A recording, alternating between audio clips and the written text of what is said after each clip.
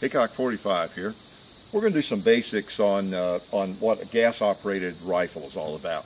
You know, when you shoot a lever-action gun or a bolt-action rifle, you bring up the next round mechanically yourself, don't you? And you lever it and bring up a new round, put it in the chamber and fire again. Maybe 5, 6, 8 times. Do you ever wonder about a semi-automatic or a fully automatic rifle like this M1A? You know, you've got big bolt that the cartridge activates somehow. You know, it loads, it reloads, puts another cartridge in. You can shoot it very fast. If it's fully automatic, it'll shoot really fast, won't it? So, some of you, not all of you, of course, many of you know exactly what I'm talking about here, but some of you might be under the impression that it's the power of the cartridge, you know, the rearward motion of the actual case that's knocking that, you know, rearward, okay? Well, maybe with some guns it is. You know, the Benellis are going to have an inertial bolt, and you know they work that way. Some of the Benelli shotguns, and I think even the rifles and everything. But many rifles, this one included, are gas operated. Have you ever thought about that very deeply? If you don't know, did you think there's a tank back here somewhere on the stock, and you put you know, premium or regular gasoline in it? Pretty funny, huh? Well, they are gas operated, and that's what I wanted to talk to you about today, okay? In case you really don't know what that's all about, because it might be a little bit of a surprise to some people. A lot of you old shooters, it's not. Of course, you know exactly what we're talking about. Let's take this gun apart, and I'll show you, okay? I got to put some muscle behind this. Oh well, a little too much muscle, right? Okay, we're going to take the receiver off there. This is the old M1A. It's got the old stock on it, M14 stock actually. It's got the cutout for the selector switch, so it's an old M14 stock. Okay, so let's look at the guts of this gun. This is, of course, the gun and the trigger assembly. Now, we're not going to take it totally apart, but I'm going to show you something here that maybe you were not aware of. Do you realize, before I take it apart, there is a hole in the barrel, actually, generally on a gas-operated shotgun or rifle. A hole, yeah, you know there's a hole at the end of the barrel and a hole back here. There is a hole up here somewhere that on any, just about any semi-automatic rifle, that lets gas escape. And somehow that gas is used to work the bolt back here, all right? Well, how in the heck does that work? There are probably a few people who didn't know that. Well, there's a hole right in the barrel under here, and I'm going to show it to you. And when you fire the round bullet comes through the barrel, and when it's up here, of course, it has all this power, this gas behind it, right? Propellant, you know, pushing it, burning powder, lots of force, lots of pressure, pushing that bullet out. Well, at some point, the bullet is still in the barrel. It's right here, let's say. Well, then this barrel is full of incredible pressure, isn't it? Well, there's a little hole here that bleeds off some of that gas and uses that power, uses that energy to work the bolt. Let's see how it works. I'm going to take out the cylinder, gas cylinder plug here, and there is a gas piston in there. I'm going to dump out. Look at that. It's a piston, just like in your engine, and that is what pushes against the operating rod. So I'm going to take this off here and show you. We'll just slide this up. Now, you might not have believed me, but there's an actual hole in the bottom of that barrel. Take a look at that. Somebody drilled a little bitty hole there. That's in the barrel. Goes right into the bore. Okay? It's not very big. Doesn't need to be, because there's a lot of pressure. That's where the pressure is escaping from the barrel. Okay? Now, let's kind of look here what happens. Okay, let's get this back around. We'll kind of put it back together, and I'll show you how it works, more or less. So we're using the power from that fired cartridge. This is the piston. Okay, now what it's going to do, it's going to release that pressure. You know, the hole was in here. It's under my finger in there on the bottom of the barrel, and it gets into this gas cylinder, and it pushes this piston, just like your engine, more or less. It pushes it against this operating rod. See that? Oh man, that's great. It went in first time. Sometimes that piston, and you guys that are M14 fans or M1A fans, you know what I'm talking about. Sometimes it's tricky to get it in there. One side of it's flat, and it only goes in one way, and it's a little tricky sometimes. But it's pushed against this and the operating rod. See, I'm actually working the operating rod. So it pushes it backward, picks up another round, brings it, chambers it. That's what happens. So the round is, say, right up here.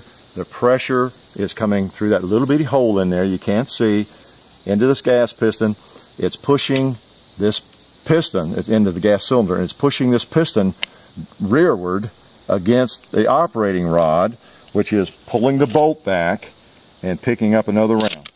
That's what it is. It's not just the case here going off and pushing the bolt backwards. It's the gas coming back and operating the operating rod. And that's what happens. That's how it works. Okay. If you knew that, I haven't shown you anything, but I have a feeling quite a few people who are new to firearms might not have known that when you have a gas-operated rifle or shotgun, you've got a hole in the barrel somewhere, bleeding off the pressure and using that power, that pressure, to push something, an operating rod to bolt, in some manner, rearward to pick up a new round. This is the way they work. The old 1100 Remington shotguns, same thing. You know, my Benelli Super 90 is not. It does not use a gas-operated system. It's inertial. It just is the shell, just like most handguns. Okay, but a lot of the rifles are made just like this, and it makes for a softer recoiling gun in a lot of ways. Okay, and that's how that works. Now she's back together. You got to make sure the plug there is tight. Put him back in the stock. We don't really have to put him back together, but we will here unless we run into a hitch or something. Right now, good old M1A, quite a piece, isn't it? It's nice having it in two different sizes, and I like them both. They're both great.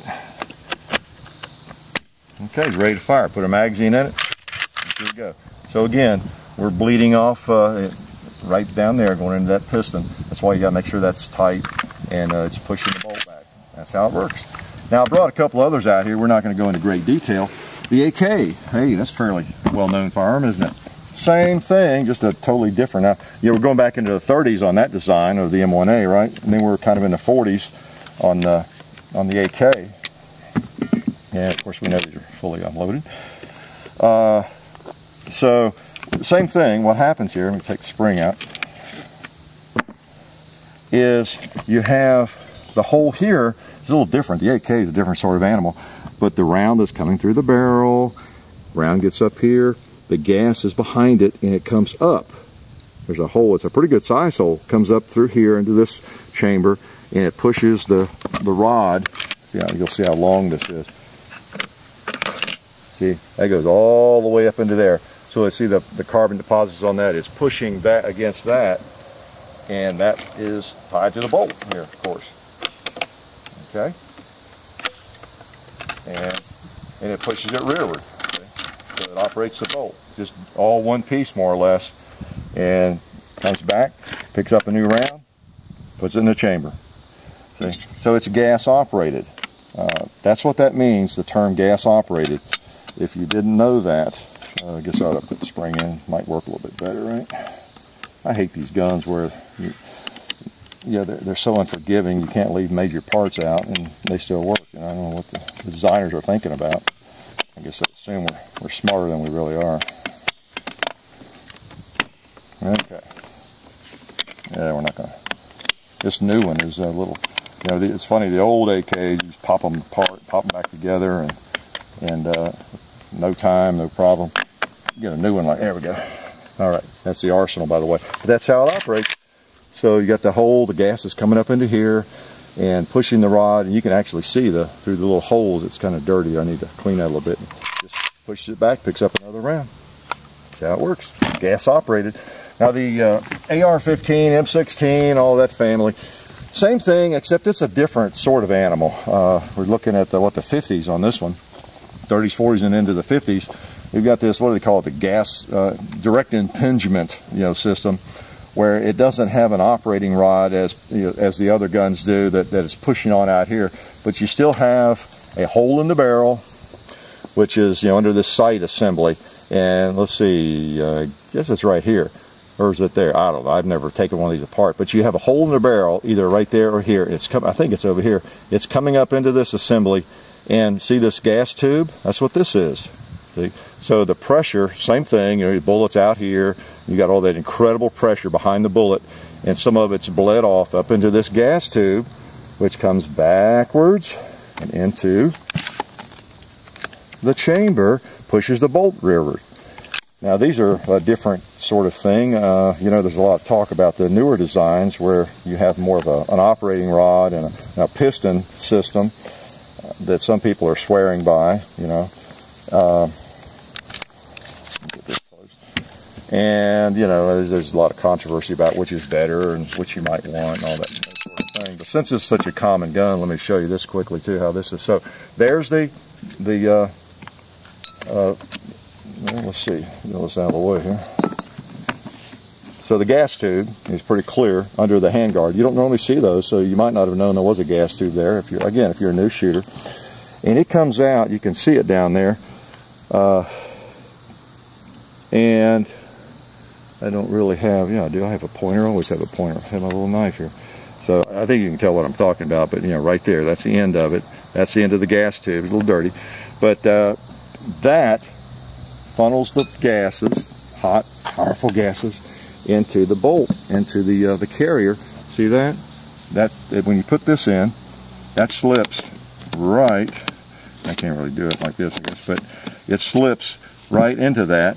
And so what you have is this being pushed back, the whole assembly rearward. You know, same system except a little different because you're putting the gas directly on it. You know, the critics of this system talk about the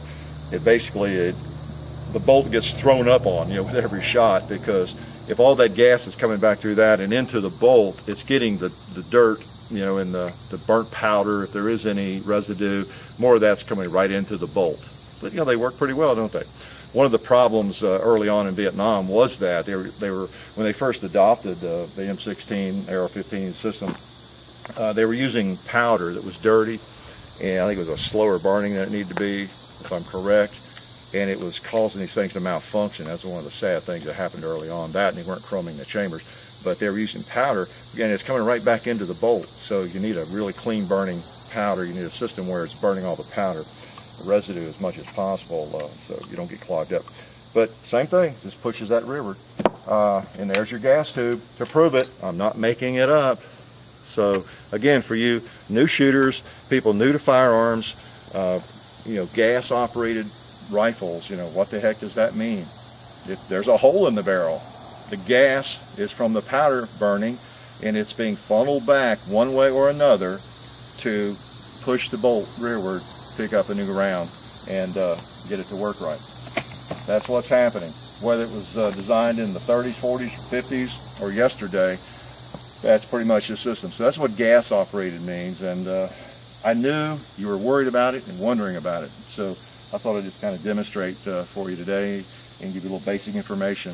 That's about all I know is basic stuff, right? So life is good.